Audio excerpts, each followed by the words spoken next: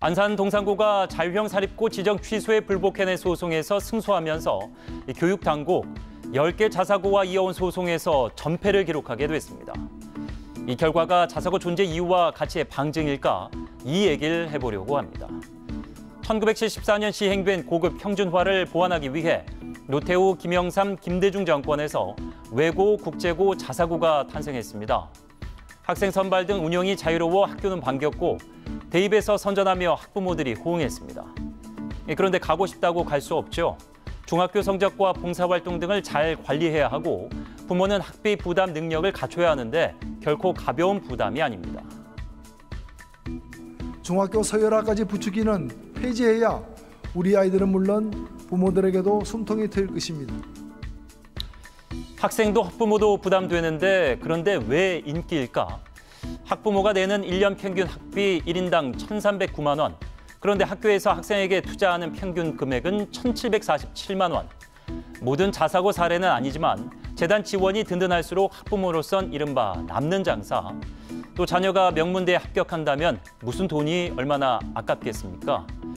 하지만 불평등한 세상에서 교육이라도 평등해야 공정한 세상 깃들되지 않겠나.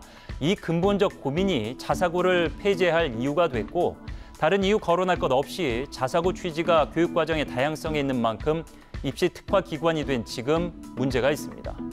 하지만 더 큰 문제는 교육당국의 태도와 일의 순서에 있는 것이 아닐까.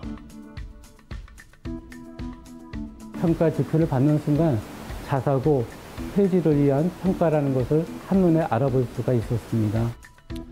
자사고 존폐가 재지정 평가에 달린 만큼 엄격한 기준과 공정한 평가가 중요한데 교육청별로 다른 기준을 부여해 형평성 문제를 일으켰고 그때 평가 기준이 자사고들과의 소송에서 패소한 결정적 원인이 됐습니다.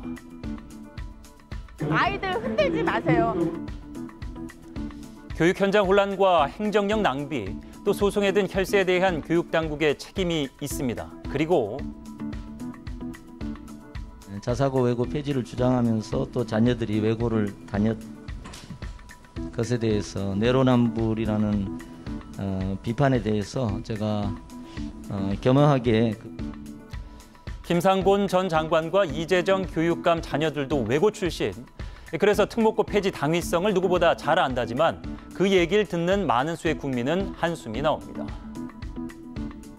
교육의 격차가 사회계층의 격차로 고등학교 진학부터 대학 입시까지의 불공정성을 없애고 고등학교 교육 역량 전체를 높이기 위해 지금의 기울어진 운동장은 바로잡아야 합니다.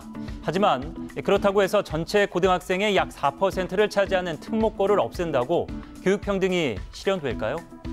모두를 공교육으로 끌어내리지 말고 학생 수 급감에도 매년 비대해지는 교육 예산의 획기적인 집행을 통해서 공교육을 상향 평준화할 방안을 만들어내는 것이 이 나라 미래를 위한 교육개혁은 아닐까요?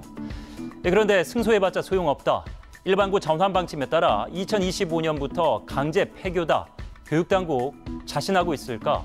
그래서 또 선거 바람에 100년 대계인 교육정책이 흔들릴까 우려됩니다. 앵커 포커스였습니다.